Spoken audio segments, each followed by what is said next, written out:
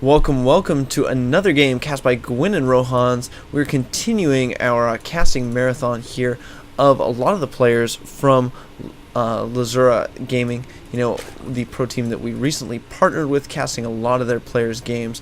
This is Soul Goddess, who recently renamed, once he joined LZuruha Gaming, he did rename to LzhStoRY, so check him out on the ladder, of course. We're going to be checking him out in this game. He's the Zerg pieces in the upper left-hand corner, and against VTAvilo in the lower right-hand corner, Terran. So a ZVT going on here, and a great map for it. Let's go ahead and talk a little bit about this matchup, Rohans.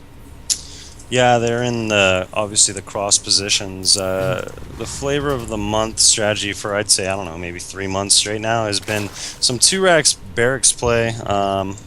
This map I'm not too sure about. You're a Zerg user. Would that be a likely thing to have to deal with on a map like this? 2-racks is actually, I think, one of the best openings that Terran can do against Zerg. I really don't feel like I see it enough on ladder. A lot of Terrans, opt to go for more of a tech-heavy route, where they do get up,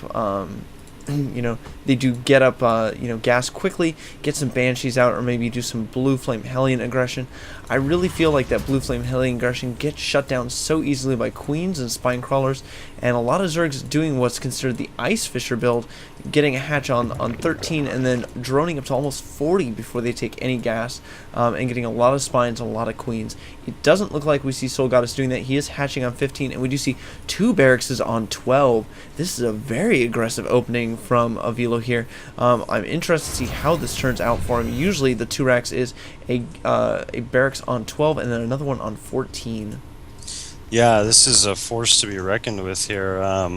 The drone does spot it though, so he's definitely going to see this coming, and I would imagine him to probably try to get a spine, as you mentioned, down as quickly as possible to prevent any bunkers. His spawning pool is only about 30%, 40% done now, so it's true. And you know what? That hatch at the natural is not going to finish in time for a spine crawler to get up by the time those Marines get there if he rallies immediately. Doesn't look like he's doing that. Going to try and take out that drone first. Has not taken any gas, has not cut SCV production either, so I don't think we're going to see a 4-racks all in, but I definitely could be wrong.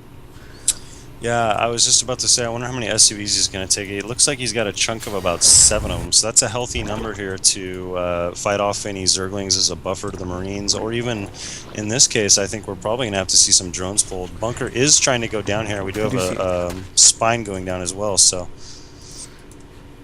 We certainly do, and Zerglings, of course, on the way.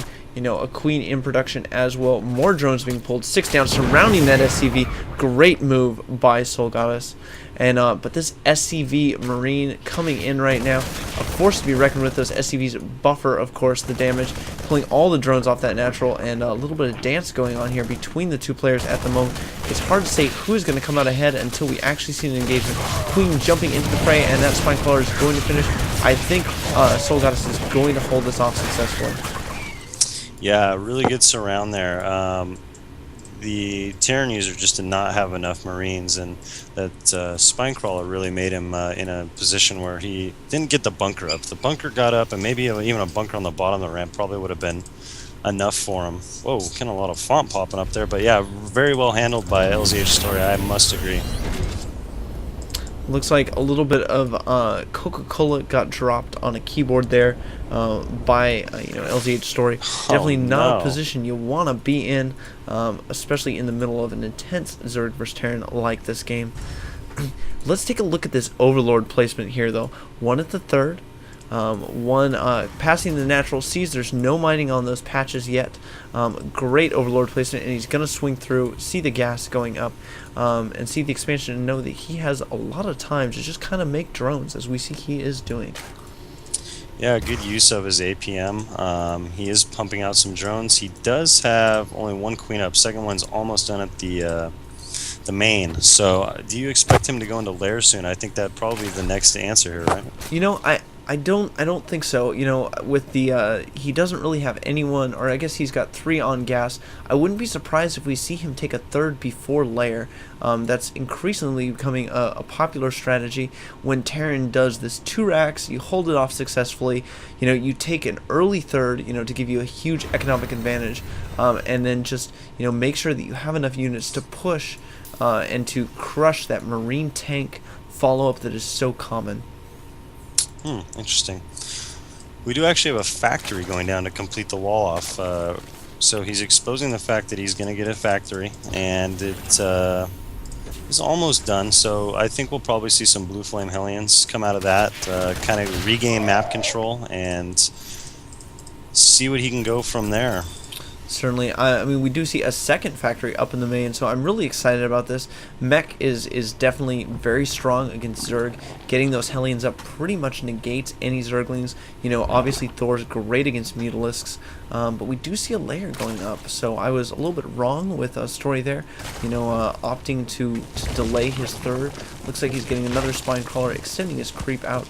I think I'd like to see some better creep spread, though. It looks like the moving the queen down, maybe we'll do that. But you were correct on the Terran front. We do see Blue Flame coming out and some Hellions out of both those factories. And a starport going down as well. Yeah, this is a pretty popular theme these days. It's a well-timed Marine Blue Flame Hellion push out, and having a medvac with it changes the dynamics of it, because it's not only just a ground army, it's an air army, and you can really use that to your advantage in elevator units into positions and just kind of really have the ability to mess with Zerg. We do have a Spire going down for LzhStoRY, so this is probably a really good position for him to be in if that completes before this harassment comes up here. Certainly, and you know what I've actually seen a lot with this kind of build is I've seen like 4 Blue Flame Hellions poking at the natural and an 8 Marine drop in the main. Definitely very difficult to deal with as a Zerg player. You know, I can definitely attest to that. But it looks like we do see a third going down for Story. You know, getting that third up, creating another queen, so he's going to be up to 4 queens. And I really like this play. It really helps with the creep spread and with defense against things like these Hellions.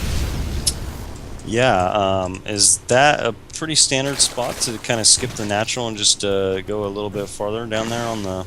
You know, I think it's not entirely a standard play, but it works, you know, and let me talk a little bit about that. The unit composition that Story is going for here is, you know, Mutiling Baneling.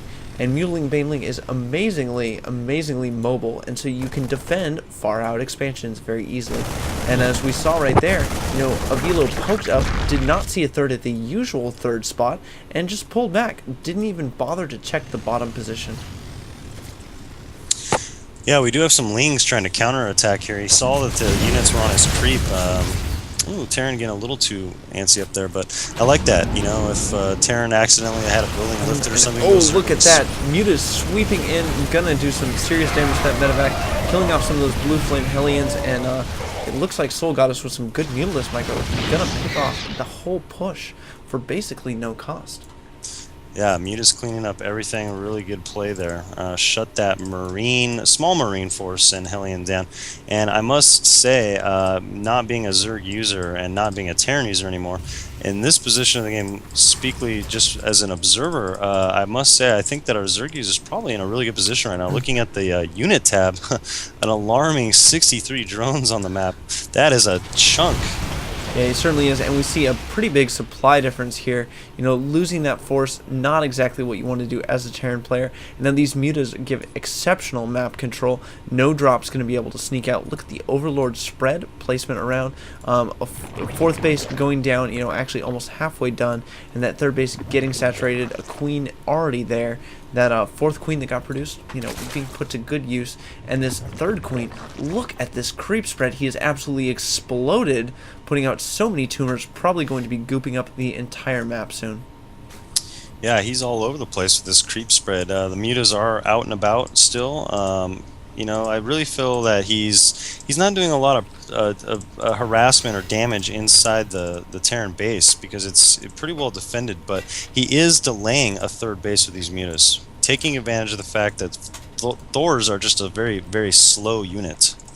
Certainly. I mean, we do see one Thor out at each command center. That's really going to shut down the List Harass effectively. But getting those Thors, Thor's not too effective against things like Zerglings and a lot of the other Zerg arsenal. And getting Thors cuts down on that tank number. And tanks, of course, the way you deal with lots of Zerglings